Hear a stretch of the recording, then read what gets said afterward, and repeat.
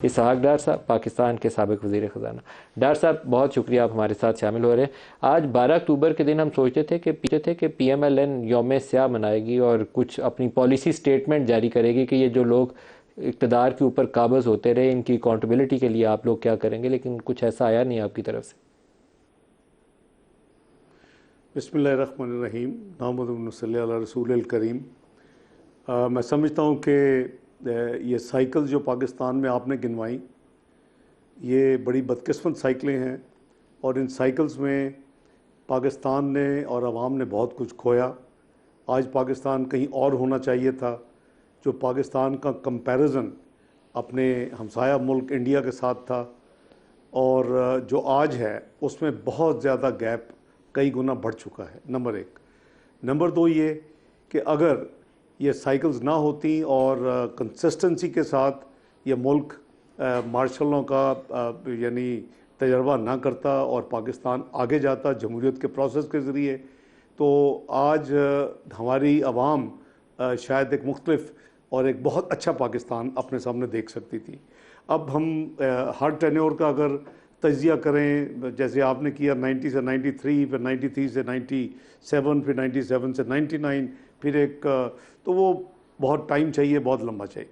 मैं समझता हूँ कि इसका एक हल ये था कि चार्ट ऑफ डेमोक्रेसी में एक हमने शिक लिखी थी। आपको मालूम है कि मैं उसकी ड्राफ्टिंग में मैं और रज़ा रुबानी इनिशियली और फिर आसन इकबाल साहब और सफदर अब्बासी ज्वाइन हुए, तो वो हमने 2002 में जो सफ़र शुरू किया 2006 में मुकम्मल किया। इनिशियली कोड ऑफ कंडक्ट था, उसके बाद फिर कानूनी तरमीम और फिर कॉन्स्टिट्यूशनल रिफॉर्म्स और फिर सिविल मिलिट्री रिलेशंस एट्सेट्रा। उसमें एक था ट्रूथ एंड रिकन्सिलिएशन कमीशन। एक चीज़ मैं समझता हूँ कि ज़रूर होनी चाहिए और जो जितनी आपने अभी इंट्रो में कहा है, ये सारी की सारी वो ट्रूथ एंड रिकन्सिलिएशन कमीशन को चाहिए कि डॉक्यूमेंट करे क्या हुआ, कैसे हुआ, क्यों हुआ, होना चाहिए था, नहीं होना चाहिए था, उसके कॉन्सिक्वेंसेस क्या थी, कौम ने उसका क्या।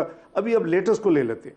लेटेस्ट ये था कि गवर्नमेंट अच्छी भली चल रही थी। 2013 में पाकिस्तान जो है macro economic unstable country declared था और 6 से 7 महीने एक का डिफ़ॉल्ट प्रेडिक्टेड था। ये इंटरनेशनल ग्लोबल प्रोजेक्शंस थी और ये किसी को नहीं पता था कि कौन सी पॉलिटिकल पार्टी जीतेगी और हुकूमत बनाएगी। हमने अल्हम्दुलिल्लाह 2013 में इलेक्शन को जीता और कौम ने हमें मैंडेट दिया।